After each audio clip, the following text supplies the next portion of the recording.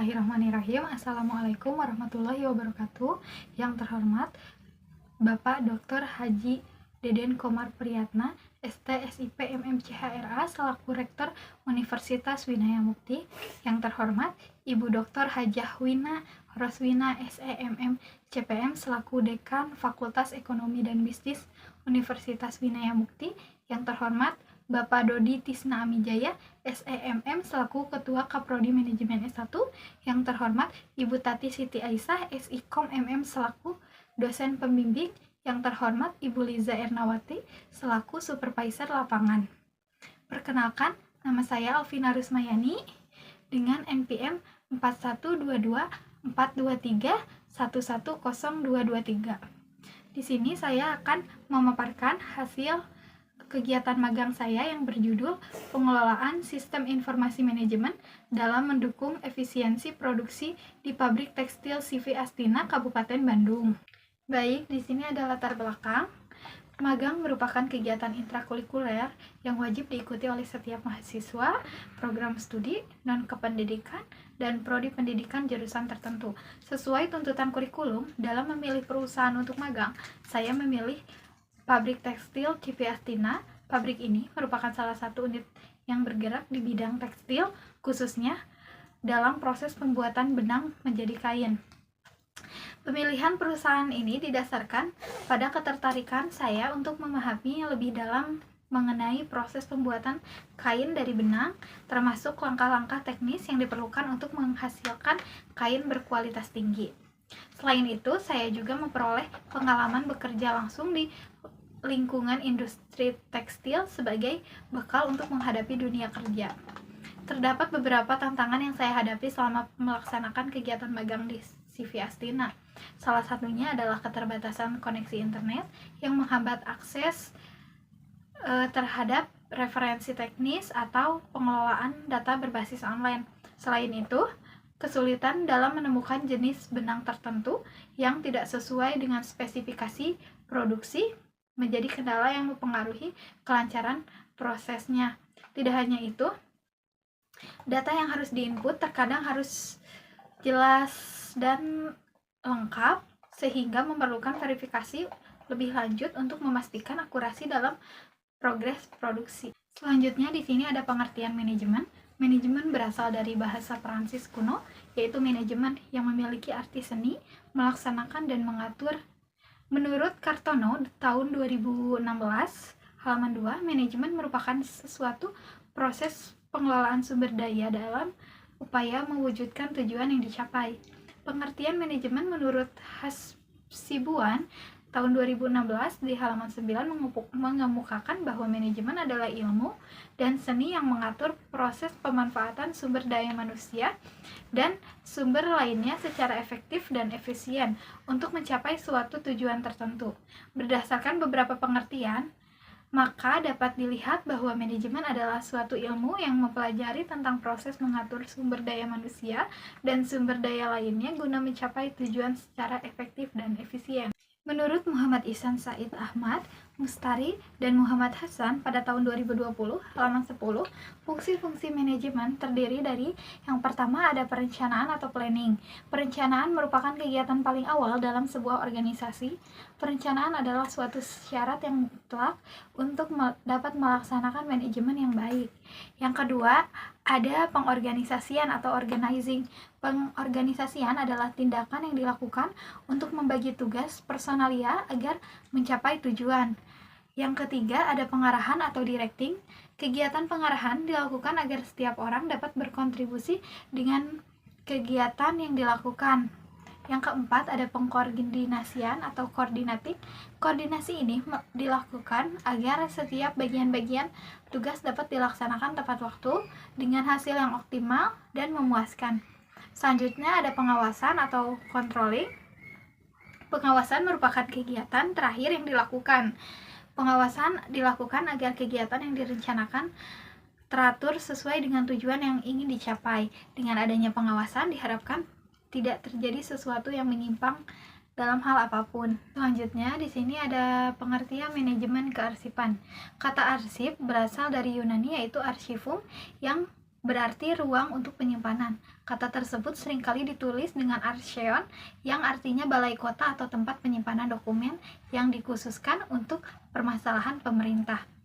Manajemen kearsipan dapat dikatakan sebagai serangkaian kegiatan untuk pengelolaan semua unsur yang terlibat dalam proses pengelolaan fungsi, pengorganisasian, perencanaan, pembentukan staf, pengarahan, dan pengawasan pada arsip sekaligus sumber daya yang mengurus semua arsip seperti staf kearsipan atau biasa disebut dengan arsiparis atau arsivis, serta fasilitas kearsipan dan keuangan yang digunakan untuk mendanai penerapan kegiatan kearsipan tersebut. Baik, di sini ada manajemen data. Manajemen data menurut Jogianto tahun 2005 adalah pengelolaan informasi yang dapat dilakukan melewati 4 tahap proses. Yang pertama itu ada tahap penghimpunan data atau pendataan dalam arsip yang berperan untuk memasukkan atau input bagi sistem. Yang kedua ada tahap penyimpanan data-data yang diperoleh ke dalam dokumen. Yang ketiga ada proses pengupdatean berupa perubahan data dan penambahan data yang baru agar informasi tetap terbaru. Yang keempat ada mengatur atau organis tahap pembentukan data untuk mencakupi para pemakai dalam mencari informasi. Teknologi berperan penting dalam melakukan pengelolaan data.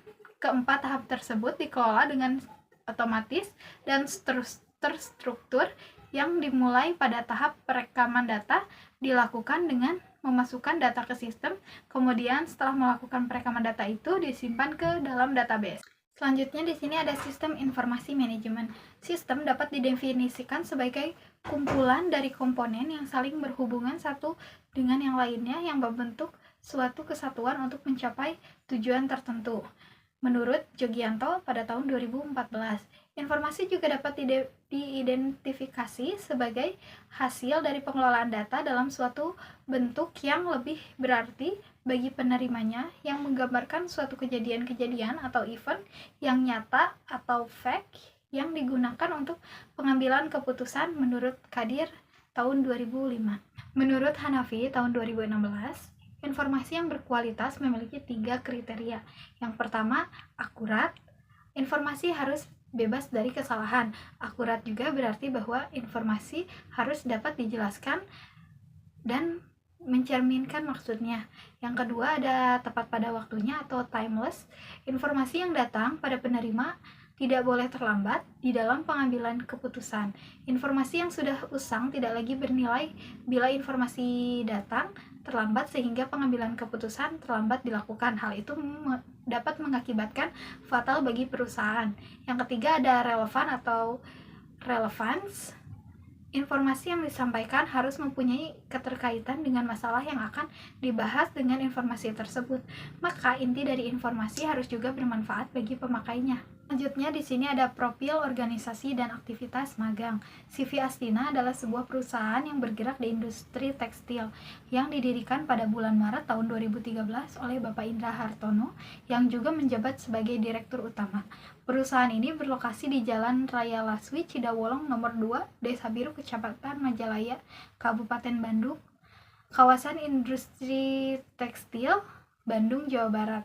Sejak awal berdirinya CV Astina ini berkomitmen untuk menghasilkan kain berkualitas tinggi dengan memanfaatkan teknologi modern yang menjadikannya salah satu pemain utama dalam industri tekstil nasional. Di sini ada visi dan misi pabrik tekstil CV Astina. Yang pertama itu ada visi, menjadi perusahaan tekstil terkemuka yang menghasilkan produk berkualitas tinggi dengan inovasi teknologi modern serta berkontribusi dalam mendukung pertumbuhan industri tekstil nasional. Yang kedua ada misi, yaitu menghasilkan kain berkualitas tinggi dengan efisiensi dan efektivitas proses produksi menggunakan teknologi terkini untuk mendukung otomatisasi dan produktivitas pabrik. Selanjutnya di sini ada struktur organisasi pabrik tekstil CV Astina. Yang pertama ini ada direktur utama yang langsung ke manajemen HRD dan keuangan dan manajemen produksi. Di bawah manajemen HRD dan keuangan ada ketua administrasi umum yang langsung ke staf administrasi dan ada juga ketua IPAL LB3 yang langsung ke operator IPAL atau TPS LB3.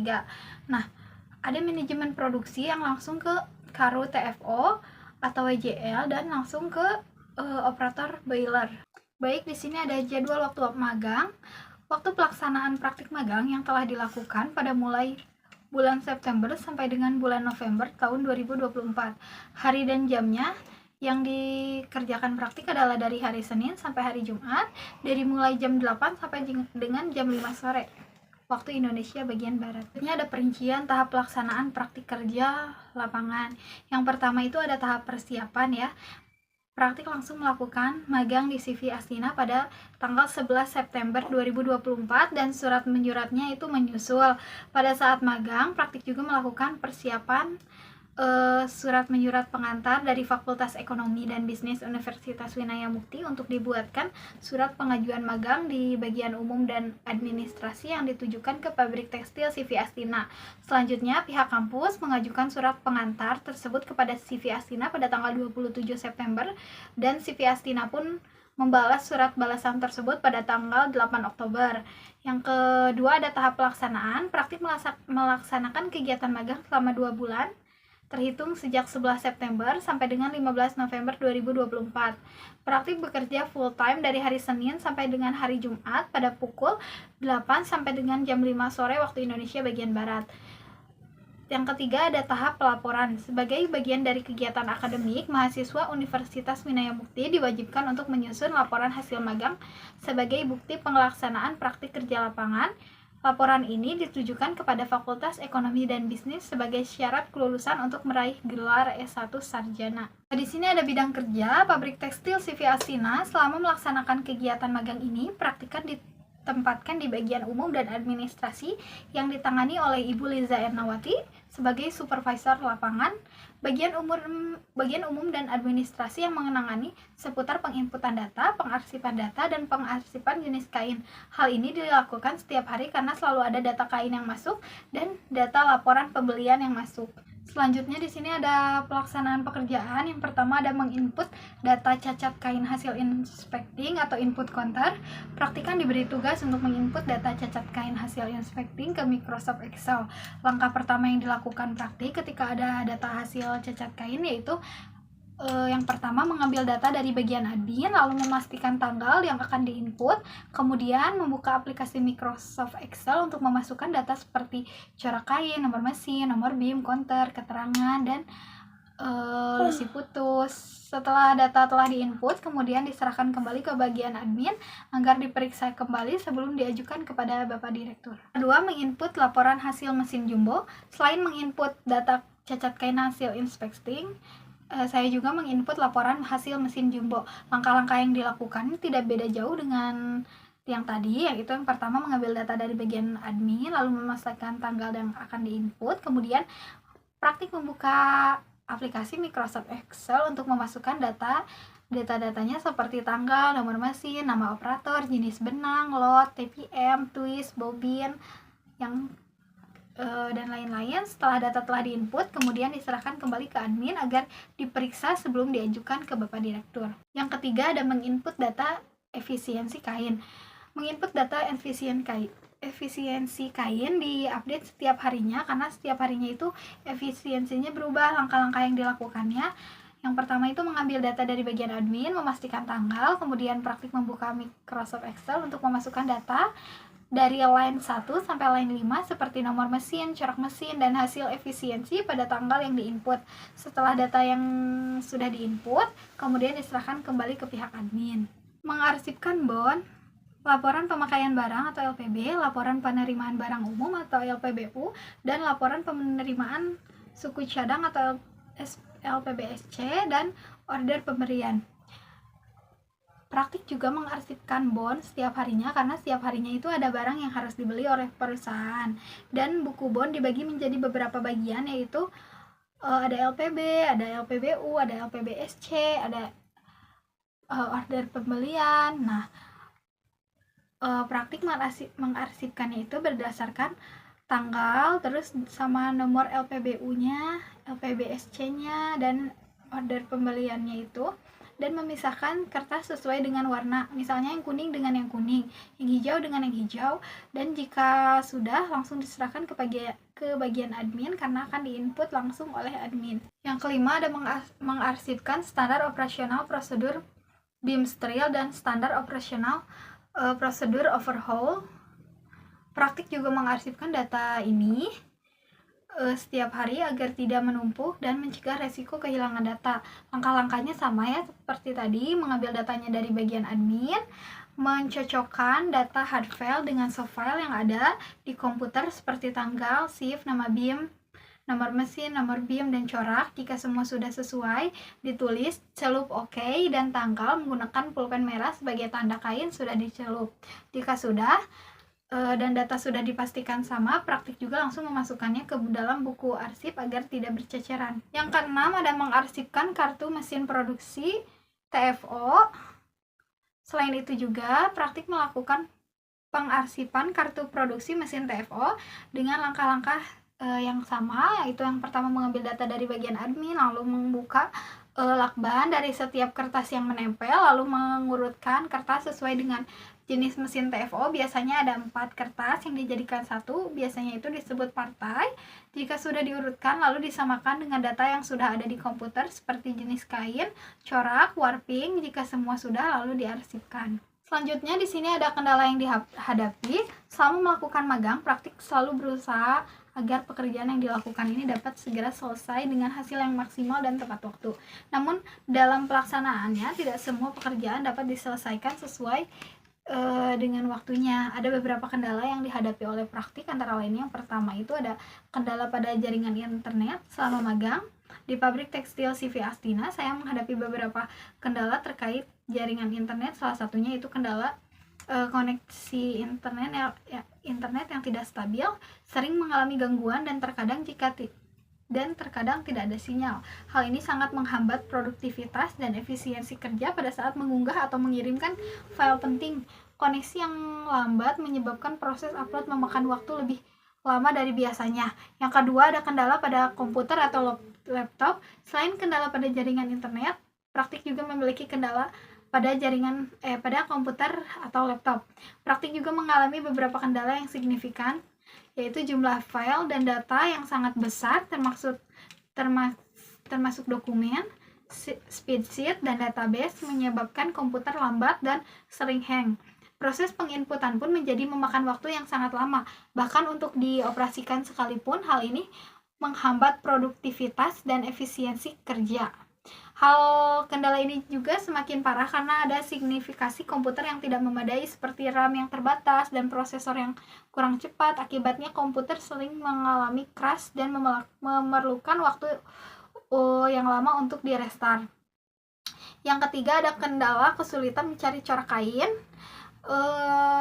Kesulitan yang signifikan saat mencari corak kain yang spesifik. Semua kain disimpan di dalam satu karung besar dan ada yang diberi nama, ada juga yang tidak diberi nama. Hal ini menyebabkan pencarian lama dan tidak efisien. Praktik juga harus mengeluarkan kain satu persatu untuk memeriksa coraknya, sehingga menjadi memperlambat, dan kesulitan ini juga meningkatkan risiko kesalahan pemilihan corak yang berdampak pada kualitas produksi akhir.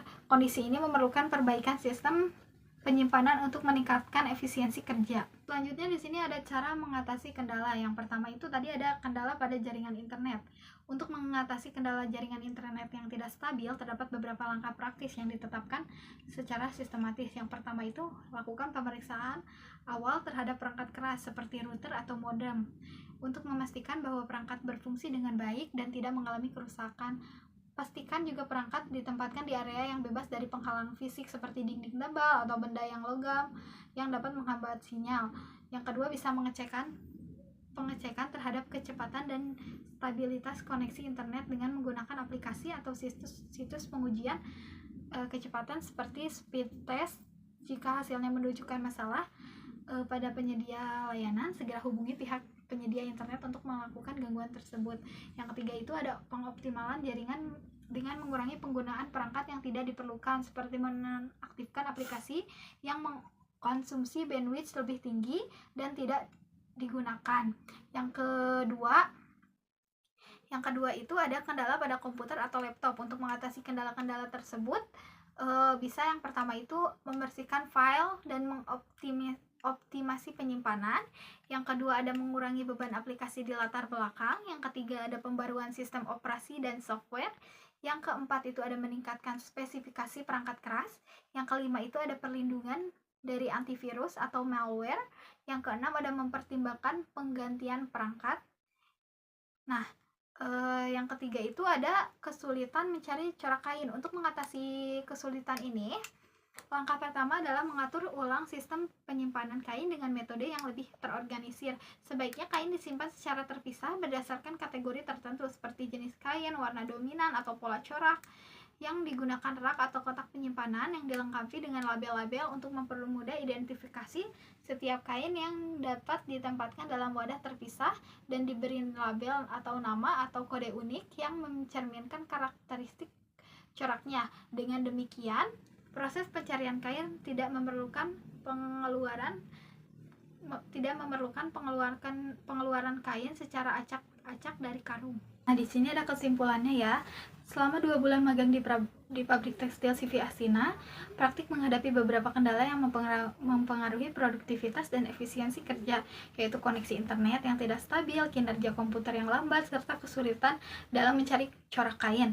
Kendala tersebut memberikan tantangan tersendiri dalam menyelesaikan tugas harian dan mendukung operasional pabrik. Namun, berbagai solusi telah diidentifikasi untuk mengatasi masalah tersebut. Berdasarkan hasil pengamatan selama 2 bulan magang di CV Astina, manajemen operasional di dalam perusahaan ini sudah berjalan dengan baik, tetapi masih ada beberapa aspek yang perlu ditingkatkan untuk menunjang pekerjaan yang lebih efektif. Salah satunya yaitu melakukan perbaikan pada sistem penyimpanan kain agar lebih terorganisir dengan menerapkan sistem katalog visual dan pencatatan digital. Pencarian corak kain akan menjadi lebih cepat dan efisiensi, serta resiko kesalahan dapat diminimalkan.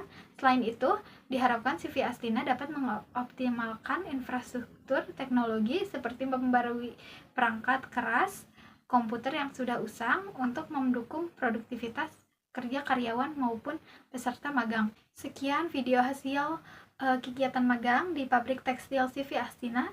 Terima kasih. Wassalamualaikum warahmatullahi wabarakatuh.